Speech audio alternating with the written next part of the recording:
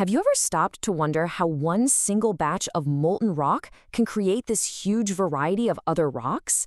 You know, everything from dark, heavy basalt to light, sparkly granite?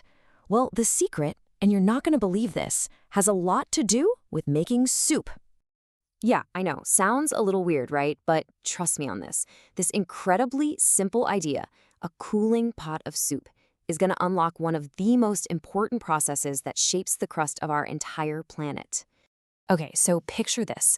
You've got a big pot of really hearty soup, lots of different stuff in there.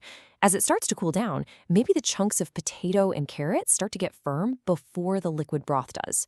Now, what happens if you take a spoon and just scoop those solid bits out? The soup that's left over. Its flavor is completely different now, right? Because it's missing all the stuff that made up those potatoes and carrots. Hold on to that thought. And that right there, that simple little kitchen experiment, perfectly explains this huge geological process called fractional crystallization. All we're doing is swapping the soup pot for a massive magma chamber deep underground, and we're trading our vegetables for chemical elements. But the principle? It's exactly the same. So yeah, to really get this, we're going to start with that story about soup. It's going to be our guide for figuring out what's happening miles beneath our feet. All right, now let's take that same idea and move out of the kitchen and into the real world. We're talking about the magma chamber's recipe, what it's really made of. So inside this liquid rock, you've got all the main ingredients, elements like iron, magnesium, and calcium, all mixed in with others like silicon and potassium. This particular mix is our starting flavor, and it's what decides what kind of rock is going to form in the end. So as this magma chamber slowly loses heat, it doesn't just flash freeze into a solid block. Nope. Just like the soup, certain minerals start to crystallize out of the liquid, while everything else is still molten. In fact, geologists have a sort of rule book for this. It's called Bowen's reaction series, and it tells us that minerals that are super rich in iron and magnesium, think of something like olivine, they're the first ones to form at really, really high temperature. But here's the thing, just cooling down and making some crystals, well, that's not the whole story, not even close. This brings us to the most important part of the whole process, what we can call the great separation. So you've got crystals forming in a liquid. You might be thinking, okay, big deal, right? Well, it is a huge deal because of one critical step that comes next, a step that changes absolutely everything. This is it. This is the secret ingredient to the whole process. The crystals that form early, they get removed from the liquid. This is the fractional part of fractional crystallization. They are literally taken out of the main recipe, just like we spooned the carrots and potatoes out of our soup. So how does this actually happen miles underground? It really just comes down to basic physics. A lot of these early crystals are really dense, so they literally just sink and settle on the floor of the magma chamber. Others might get pushed up against the cooler walls and ceiling and just get stuck there. Or they can even get caught in these slow-moving currents within the magma and get carried off to a corner and isolated. The moment those crystals are separated, the liquid magma that's left behind is changed forever. It has officially started to evolve.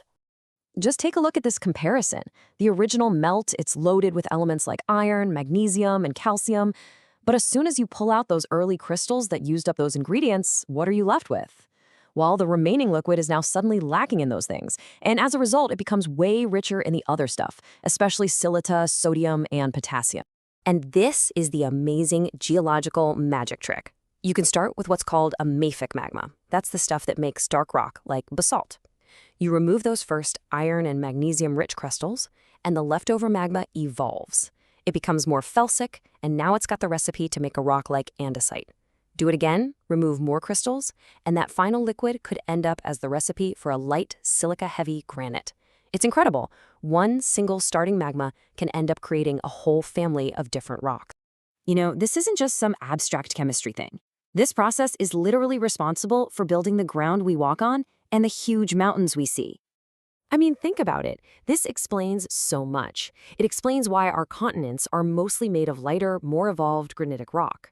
It's why a single volcano can erupt runny basalt lava one time, and then thousands of years later erupt a thick, sticky, completely different kind of lava. And it's why when geologists explore the solidified guts of old magma chambers, they find these beautiful, distinct layers of different minerals, stacked up almost like a geological cake. And if there's one thing to really burn into your memory, it's this. Simple crystallization just turns a liquid into a solid. But fractional crystallization, that act of separating the solids from the liquid, that's what changes the chemistry of the magma itself. And that is the real game changer. So there you have it. That's the textbook definition. It's the process where removing the early minerals forces the rest of the liquid to change its chemical path.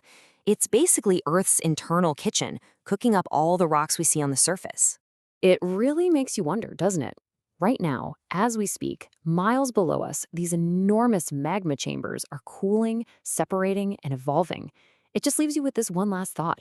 What amazing new geological flavors is our planet cooking up for the future?